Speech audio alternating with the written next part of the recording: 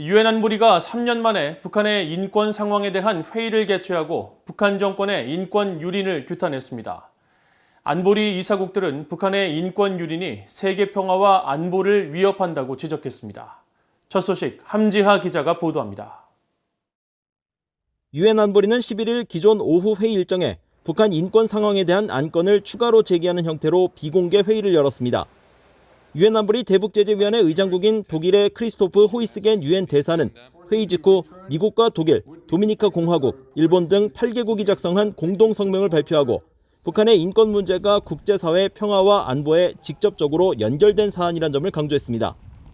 Today, Belgium, the Dominican Republic, Estonia, France, Germany, Japan, the United Kingdom and the United States re-emphasize the importance of a discussion of this topic in the Security Council as the DPRK's human rights violations pose an imminent threat to international peace and security.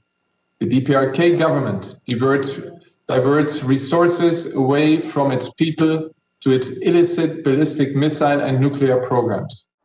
호이스겐 대사는 이어 북한의 강제 노동을 포함한 인권 침해는 북한의 무기 프로그램들을 뒷받침하고 있다고 지적하면서 국제 평화와 안전을 보장하기 위해 북한은 모든 핵무기와 탄도미사일 프로그램은 물론 기존의 핵과 다른 대량 살상 무기 프로그램을 안보리 결의에 따라 완전하고 검증 가능하며 되돌릴 수 없는 방식으로 반드시 폐기해야 한다고 밝혔습니다.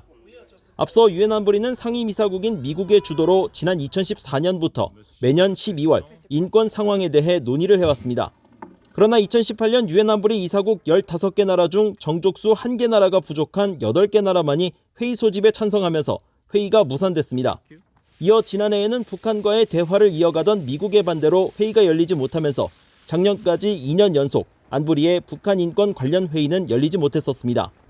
당시 미국은 인권 회의 대신 북한의 미사일 발사와 도발 가능성에 대한 안보리 회의를 대신 개최했는데 이와 관련해 미국 국무부는 한반도에서의 일련의 사건들과 도널드 트럼프 대통령의 안보리 상임이사국 대사들과의 회동을 고려해 이 같은 결정을 내렸다고 설명했습니다.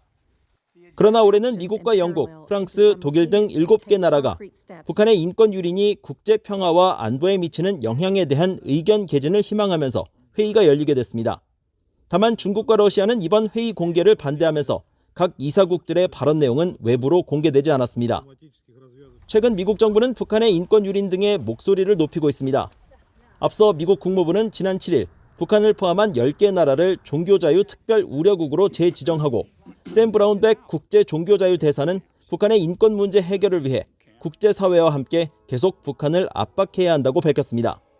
BOE 뉴스 함지하입니다.